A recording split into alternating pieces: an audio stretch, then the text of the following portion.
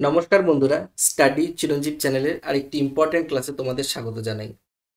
বন্ধুরা, আজকের ভিডিওতে আমরা আলোচনা করব নাসার দুই মহাকাশচারী সুনিতা উইলিয়ামস এবং বুচ উইলমোরের অবিশ্বাস্য মহাকাশ মিশন সম্পর্কে। কিভাবে একটি মাত্র 8 দিনের পরিকল্পিত মিশন রূপ নেয় 286 দিনের দীর্ঘ মহাকাশ অভিযানে, কিভাবে তারা কঠিন পরিস্থিতির মোকাবিলা করেছেন এবং অবশেষে কিভাবে তারা পৃথিবীতে ফিরে এসেছেন, সবটাই জানবো বিস্তারিতভাবে। তাহলে চলো শুরু করা যাক। কেন তারা মহাকাশে গিয়েছিলেন? 2024 সালে 2024 সালে তোমার 5th জুন তারিখে বোয়িং এর স্টার লাইনার স্পেস ক্রাফট মহাকাশযানে চড়ে আন্তর্জাতিক মহাকাশ স্টেশন, যাকে আমরা ইংরেজিতে ISS বলি শর্ট ফর্মে, ইন্টারন্যাশনাল স্পেস স্টেশন ISS এ তারা যায়। মিশনটির নাম ছিল বোয়িং ক্রিউ ফ্লাইট টেস্ট, ঠিক আছে, বা শর্ট ফর্মে একে বলা যায় BOECFT। মনে রাখবে তোমরা, এটা কারেন্ট অ্যাফেয়ার্সও কাজে লেগে যাবে। তো তাহলে বোয়িং এর স্টারলাইনার যে স্পেসক্রাফট আছে সেটাতে চড়ে তারা ISS বা ইন্টারন্যাশনাল স্পেস স্টেশনে পৌঁছান 5th জুন 2024 সালে। এটি কিন্তু বোয়িং স্টারলাইনারের প্রথম মানবসহ মিশন ছিল, ফার্স্ট হিউম্যান মিশন। এর উদ্দেশ্য কি ছিল? এর উদ্দেশ্য ছিল মহাকাশযানের কার্যকারিতা যাচাই করা, মানে এই বোয়িং যে স্টারলাইনার স্পেসক্রাফটটা কতটা কার্যকরী সেটা যাচাই করা, এবং মহাকাশে দীর্ঘমেয়াদী গবেষণার জন্য প্রস্তুতি নেওয়া। প্রায় 286 দিন তারা সেখানে রয়ে গেছিল, যেটা মাত্র 8 দিনের একটা প্রজেক্ট ছিল। যদিও এই যে 286 দিন তারা স্পেসে কাটিয়েছে, তারা কিন্তু বসেছিল না, তারা কিন্তু কন্টিনিউ কাজ করে গেছে। আমরা দেখব যে তারা কি কি কাজ করেছে। এই সময়টাকে তারা কিন্তু কিছুতেই অপচয় করেনি। ঠিক আছে, চলো এবার আমরা দেখি যে এই মিশনের মূল অবজেক্টিভগুলো কি ছিল এবং ইনিশিয়াল প্ল্যান কি ছিল। ইনিশিয়াল প্ল্যান ছিল, the primary objective of Williams and Wilmore's mission was to evaluate Boeing Starliner spacecraft capacity, আগেই বললাম, এবং transport astronauts to and to and from the ISS। মানে প্রথম হিউম্যান যাচ্ছে হচ্ছে এই বোয়িং স্টারলাইনার স্পেসক্রাফটে চড়ে। তো এই স্টারলাইনারের যে কার্যকারিতা সেটা দেখা ছিল মূল উদ্দেশ্য। তাছাড়া কি ছিল? তাছাড়া ছিল this flight was critical component of NASA's commercial crew programme. নাসার যে কমার্শিয়াল ক্রিউ প্রোগ্রাম, সেটার এই প্রোগ্রামের জন্য এই যে তোমার বোয়িং এর স্টারলাইনার স্পেসক্রাফটটা ছিল সেটা খুব ইম্পর্টেন্ট ছিল। সেই কারণে এই মিশনটা খুব দরকার ছিল। বড় কোনো মিশনের আগে এই এই যে ভেহিকলটা ঠিক করে কাজ করতে পারবে কিনা সেটা দেখা কিন্তু খুব জরুরি ছিল, যেই কারণে এই মিশনটি করা হয়েছিল। ঠিক আছে, এবং রাশিয়ার যে সুয়েজ ভেহিকলের উপর নির্ভরশীলতা কমানোর জন্য আমেরিকা এই বোয়িং এর স্টারলাইনার স্পেসক্রাফটটি ব্যবহার শুরু করবে। এই কারণেই ছিল এই প্রজেক্টটি। তা আগের থেকে একটু দেখে নেওয়া যে কেমনভাবে চলছে। ঠিক আছে, তো এই মিশনটি 8 দিনের জন্য নির্ধারিত ছিল। তবে তাদের কার্যক্রমের মধ্যে ছিল মহাকাশযানের পরীক্ষা ও পর্যবেক্ষণ, বোয়িং স্টারলাইনের সঠিক কার্যকারিতা নিশ্চিত করা, ISS এর গবেষণার কার্যক্রম, মাইক্রোগ্র্যাভিটির প্রভাব কি করে ISS এর মধ্যে, ইন্টারন্যাশনাল স্পেস স্টেশনের মধ্যে পড়ে মাইক্রোগ্র্যাভিটির প্রভাব, সেটা কিন্তু দেখার ওনাদের কাজ ছিল। তাছাড়া এই ISS এর ভেতরে তো দীর্ঘদিন ধরে মানুষ থাকে, ইন্টারন্যাশনাল স্পেস স্টেশনের ভেতরে দীর্ঘদিন ধরে কিন্তু বিভিন্ন বিজ্ঞানী অ্যাস্ট্রোনটসরা থাকে গবেষণার জন্য। তো সেখানে তাদের চিকিৎসাকে কিভাবে আরও সিকিওর করা যায়, সেই চিকিৎসা ব্যবস্থাকে নিয়ে গবেষণা, প্রযুক্তিগত পরীক্ষা নিরীক্ষা করাও কিন্তু এই মিশনের একটি অবজেক্টিভ ছিল। তাছাড়া মহাকাশ স্টেশনের রক্ষণাবেক্ষণ, এই যে ইন্টারন্যাশনাল স্পেস স্টেশন সেটা তো বহুদিন ধরে মহাকাশে থাকে, তো সেটার রক্ষণাবেক্ষণও কিন্তু খুব জরুরি। নতুন প্রযুক্তি সেই ISS এ ইনস্টল করা, স্টেশনের গুরুত্বপূর্ণ অংশগুলো উন্নত করা, এগুলো কিন্তু মূলত কাজ ছিল। এবং last but not the least, সেখানে থেকে ইন্টারন্যাশনাল স্পেস স্টেশনে থেকে শিক্ষামূলক বিভিন্ন ভিডিও করাও কিন্তু ওনাদের কাজ ছিল। আমরা ফেসবুকে প্রায় দেখেছি যখন তোমার এই সুনিতা উইলিয়ামস এবং বুচ উইলমোর স্পেস স্টেশনে ছিল, তারা কিন্তু সেখান থেকে কন্টিনিউ ভিডিও করে গেছে। আমরা কিন্তু ফেসবুকে দেখেছি যে কী করে তারা জল পান করে, সেখানে কি করে বিভিন্ন দৈনন্দিন কাজকর্ম করে। আমাদের মধ্যে একটা স্পেস সম্পর্কে জানার একটা মারাত্মক আগ্রহ আছে। সেই আগ্রহটাকে কিন্তু ওনারা আরও বেশি করে ত্বরান্বিত করেছে এই প্রজেক্টের মাধ্যমে। ছোট ছোট বাচ্চারা, এমনকি বয়স্করাও এই স্পেস সম্পর্কে খুব আগ্রহী। সেখানের যেই রহস্যগুলো সেটা তারা কিন্তু আমাদের সামনে উন্মোচন করে দিয়েছে এই দীর্ঘ এই সময়, যারা দীর্ঘ এতটা সময় সেখানে তারা ছিল। আচ্ছা, এবার আসি যে কিভাবে তারা মহাকাশে আটকে পড়লো। এই যে তাদের যে 8 দিনের যে যাত্রাটা, সেটা কি করে 286 দিনের হয়ে গেল, কি এমন ভুল হলো যে কারণে তারা আটকে পড়লো, সেটা আমরা একটু দেখে নিই। যখন স্টারলাইনার মহাকাশ স্টেশনের কাছে পৌঁছায়, তখন এর কিছু মানে এই যে যানটার, বোয়িং স্টারলাইনারের থ্রাস্টার ম্যালফাংশন হচ্ছিল। থ্রাস্টার কি? থ্রাস্টার হচ্ছে এই ভেহিকেলের একটা ইঞ্জিন। এই ইঞ্জিনের ম্যালফাংশন শুরু হয়ে গেছিল এবং এই ইঞ্জিনগুলো চলে মূলত হিলিয়াম থেকে, হিলিয়াম গ্যাসের সাহায্যে। তো এই ইঞ্জিন থেকে কিন্তু হিলিয়াম লিকও হচ্ছিল। এই কারণে এই ভেহিকেলটিকে মানে এই ভেহিকেলটাতে মানুষ যে সেখানে বসে আবার পৃথিবীতে আসবে, সেটা কিন্তু খুব আনসেফ হয়ে গেছিল। এই যে মহাকাশচারীরা সেই যানটি ব্যবহার করে যে আবার মহাকাশ থেকে পৃথিবীতে ফিরে আসবে, সেটা কিন্তু খুবই মানে কষ্টসাধ্য এবং রিস্কি হয়ে যেত। সেই কারণেই ইন্টারন্যাশনাল স্পেস স্টেশনে তাদেরকে রেখে সেই যানটি ফেরত চলে আসে তার রক্ষণাবেক্ষণের জন্য। সেই কারণেই কিন্তু তাদের মানে 8 দিনের যাত্রা 286 দিনে হয়ে গেছিল। পৃথিবীতে কিন্তু নিরাপদে ফিরে আসতে পারতো না যদি তারা সেই ভেহিকেলটিকে জোর করে ব্যবহার করতো সেই সময়। ঠিক আছে, নাসা তখন তাদের মিশনের সময়সীমা বাড়িয়ে দিল এবং আইএসএস এর সাথে কিন্তু ক্রিউদের যুক্ত করে দিল। মানে এই তোমার সুনিতা উইলিয়াম এবং বুচকে আইএসএস এ রেখে ফেরত চলে গেল স্টারলাইনার মেরামত হওয়ার জন্য। এই কারণেই কিন্তু তাদের এই 8 দিনের যাত্রা 286 দিনের একটি রোমহর্ষক অ্যাডভেঞ্চারে পরিণত হলো। এতদিন দীর্ঘদিন মহাকাশে থাকা কিন্তু চারটিখানি ব্যাপার নয়। নানা রকম হেলথ ইস্যুস তৈরি হতে পারে এবং হয়েওছে। সেখান থেকে তাদের ফেরত আসতে, আবার স্বাভাবিক জীবনযাপনে ফেরত যেতে কিন্তু যথেষ্ট সময় লাগবে।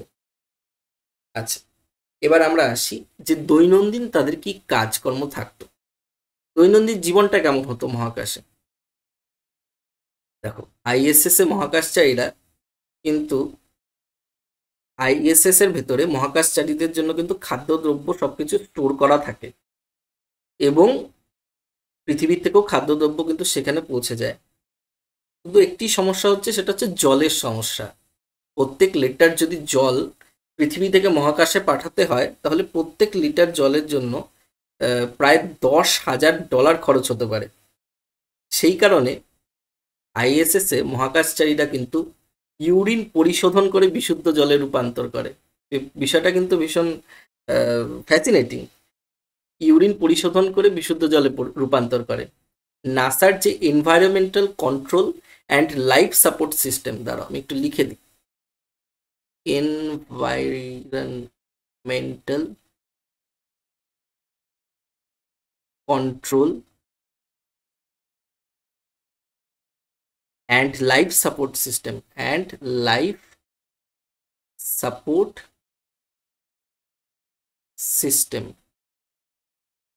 in নাসার environmental control and life support সিস্টেমের মাধ্যমে এই কাজটি করা হয়, মানে ইউরিন থেকে জলে রূপান্তর করা হয়।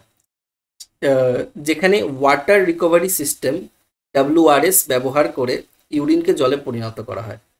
আসলে মহাকাশে প্রতি লিটার জল পাঠাতে প্রায় $10,000 খরচ হয়, যেটা একটু আগেই বললাম তোমাদের। সেই কারণে এই ব্যবস্থা চালু করা হয়েছে, যাতে দীর্ঘদিনের মিশনে সম্পূর্ণ স্বনির্ভর জলের ব্যবস্থা তৈরি থাকে। আর তোমরা যে ভাবছো এই জলের গুণগত মান কেমন হবে, বৈজ্ঞানিকরা বলছে যে এই জল সাধারণ বোতলজাত জলের থেকেও বেশি বিশুদ্ধ, এবং নিউট্রিশন অনেক বেশি, মিনারেলস অনেক বেশি এই জলে। ঠিক আছে। আর তাছাড়া সুনিতা উইলিয়ামস একবার হাসির ছলে বলেছিল যে ইয়েস্টারডেস কফি বিকামস টুমোরোস কফি, মানে কালকের কফি কিন্তু আবার পরের দিন পরের দিনের কফি হয়ে ফেরত আসছে আর কি, পুনর্ব্যবহার করা হচ্ছে, তাই না? তো তাছাড়া দেখো আর কি কি করতো। During there extended stay, William and Wilmore seamlessly integrated into ISS crew, contributing extensively to the station's scientific and operational endeavors. মানে স্টেশনের ভিতরে যেসব প্রযুক্তিগত কাজকর্ম থাকতো সেগুলো কিন্তু তারা করতো, কন্টিনিউ করে গেছে। 900 ঘন্টার রিসার্চ কন্ডাক্ট করেছে তারা এই এতদিনে সেখানে থেকে। আমি বলেছিলাম না শুরুতেই যে তারা যে এতদিন থাকলো তারা কিন্তু চুপচাপ বসেছিল না, যথেষ্ট কাজকর্ম করেছে ভবিষ্যতের জন্য। অনেকটা পথ কিন্তু প্রশস্ত করে দিয়ে তারা এসেছে, ভবিষ্যতে যারা মহাকাশে যাবে কাজ করতে তাদের জন্য কিন্তু অনেক রক্ষণাবেক্ষণের কাজ তারা করে এসেছে। আচ্ছা, তারপরে দেখো আরো কি করেছে। Notable experiments included studying the effects of microgravity, একটু আগেই বললাম, which is a vital for understanding human health during long duration space mission. স্পেসে কিন্তু দীর্ঘদিন থাকলে পরে তো সেখানের মাইক্রোগ্র্যাভিটির কারণে যেরকম আইএসএস এরও কিছু কিছু ক্ষয়ক্ষতি হয়, এবং মানুষের শরীরের হেলথের, হিউম্যান হেলথেও কিন্তু অনেক কিছু পরিবর্তন ঘটে, সেগুলো নিয়ে গবেষণা কিন্তু তারা করেছে সেখানে থেকে।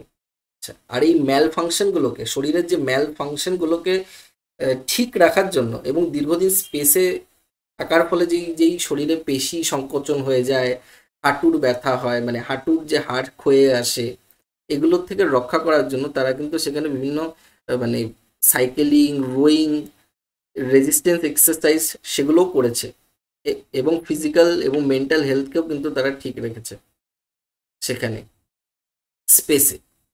এইসব ব্যায়ামও করতে হয়েছে যাতে শরীরটা সুস্থ থাকে। সেখানে তো গ্র্যাভিটি নেই, ফলে শরীর একদম হালকা, পেশির ব্যবহার খুব কম। তো পেশি যাতে সংকুচিত না হয়ে যায়, হাড়ের কার্যক্ষমতা যাতে ঠিক মতো থাকে, সেজন্য তারা সেখানে নানা রকম ব্যায়াম, রোয়িং, রেজিস্ট্যান্স এক্সারসাইজ এইসবও কিন্তু করেছে। তাছাড়া সব থেকে ফ্যাসিনেটিং দেখো কি করেছে, প্লান্ট গ্রোথ নিয়েও এক্সপেরিমেন্ট করেছে আইএসএস এর ভেতরে, মানে ইন্টারন্যাশনাল স্পেস স্টেশনের ভেতরে তারা কিন্তু প্লান্ট গ্রোথ করারও চেষ্টা করেছে। রেড রোমাইন লেটুস লেটুস গাছ সেখানে লাগানোর চেষ্টা করেছে, এবং সেটা কিছুটা হলেও কিন্তু সাকসেসফুলও হয়েছে। কেন করেছে? Sustainable food sources for future deep space মিশনের জন্য, মানে ফিউচারে যেই স্পেস মিশনগুলো হবে সেখানে যাতে যদি মানে আইএসএস এর ভেতরে খাদ্য ফুরিয়েও যায়, তারা যাতে সেখানে নিজের খাদ্য নিজে তৈরি করে গবেষণা চালাতে পারে, সেটার পথকে প্রশস্ত করার জন্যই কিন্তু এই রিসার্চগুলো করা হয়েছে। আচ্ছা, সব থেকে ইম্পর্টেন্ট দেখো,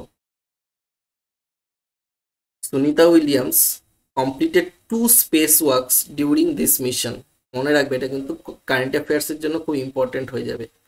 2টো স্পেস ওয়ার্ক সেখানে কমপ্লিট করেছে, এবং টোটাল 62 ঘন্টা 6 মিনিটের স্পেস ওয়ার্ক কিন্তু তার এই বছর মানে এই যাত্রাকালে সম্পূর্ণ হয়েছে, যার ফলে তিনি গোটা পৃথিবীর হাইয়েস্ট ফিমেল অ্যাস্ট্রোনট হয়েছে, যে কিন্তু স্পেসে 62 ঘন্টা এবং 6 মিনিট স্পেস ওয়াক করেছে।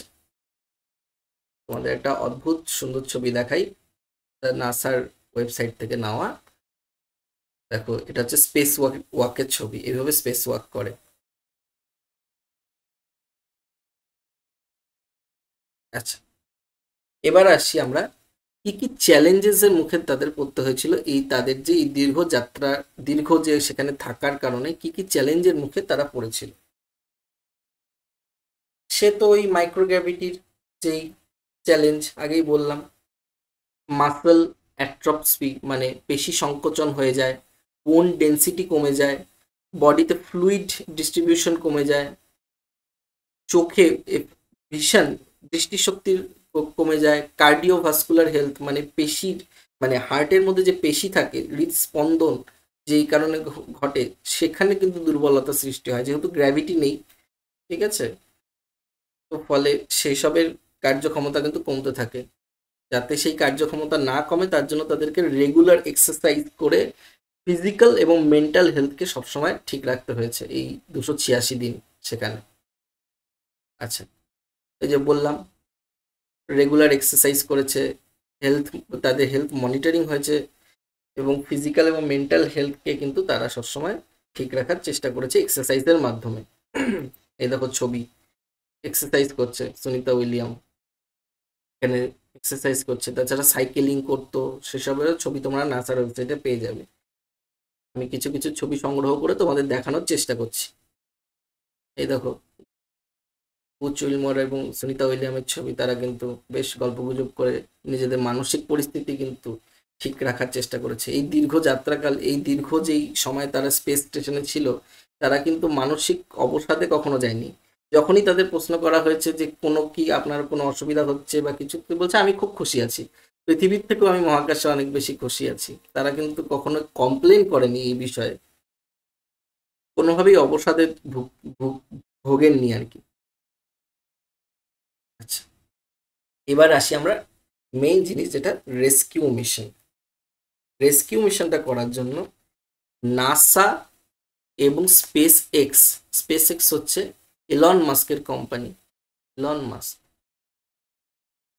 এই দুটো, এটা হচ্ছে গভর্নমেন্ট অর্গানাইজেশন, আর স্পেস এক্স হলো প্রাইভেট অর্গানাইজেশন। এই দুই অর্গানাইজেশনের মিলিত প্রয়াসেই কিন্তু তাদের যেই রেস্কিউ মিশনটা সম্ভব হয়েছে। 29শে সেপ্টেম্বর